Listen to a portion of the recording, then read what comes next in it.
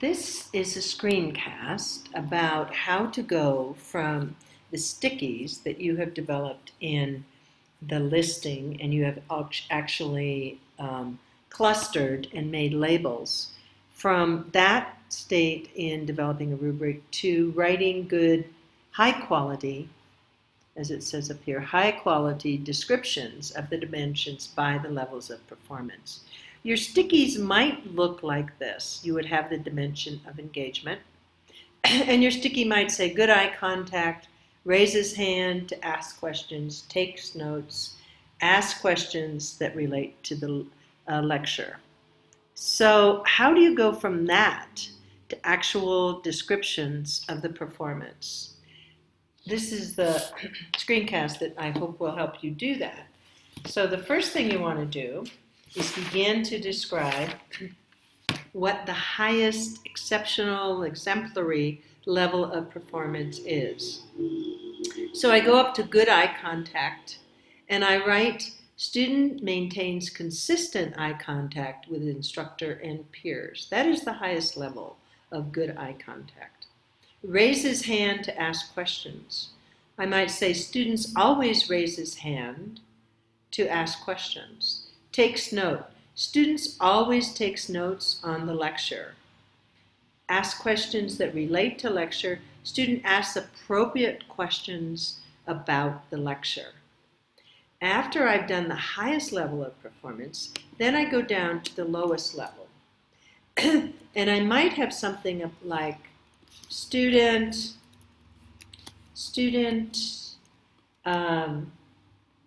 seldom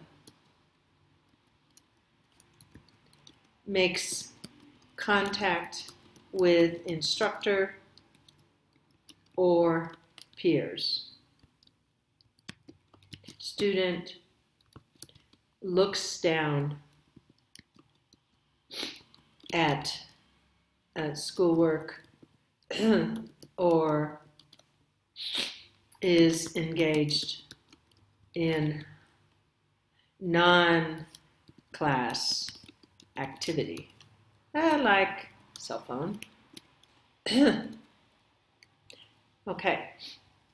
To work on raises hand, I might say student seldom or never raises hand to ask questions. If I'm going to take notes, student does not take notes in class. And then I might go, student never asks questions, whether appropriate or not.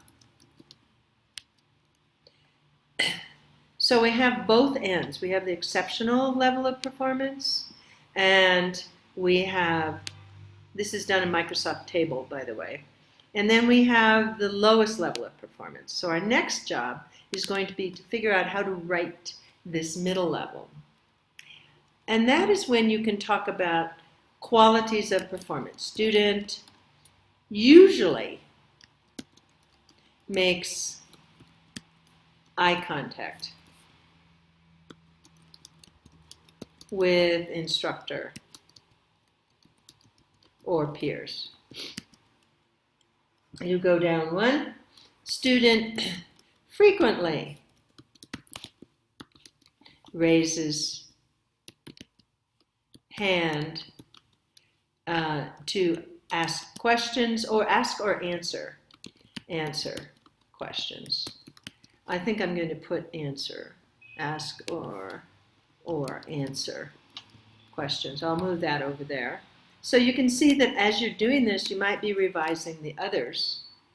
Student usually takes notes. I'm going to say and is not distracted. All right, I added something else. Takes notes on lecture. Student seldom or never raises. Students does not take notes and appears to be distracted by non-class things.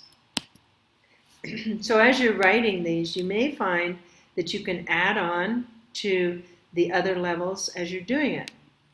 Okay? Let's see. Students ask appropriate questions. You might say, student generally asks appropriate questions related to content. So as I wrote that, I might be saying, oh, wait a minute. Ask appropriate questions about the lecture, so that's about content. That's pretty good. Students never ask questions, and that's the other level.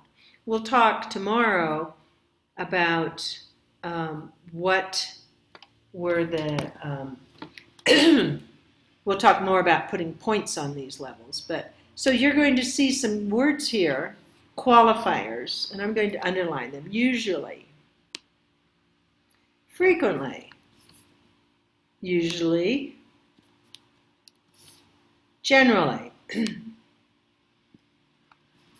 This one, seldom, if ever.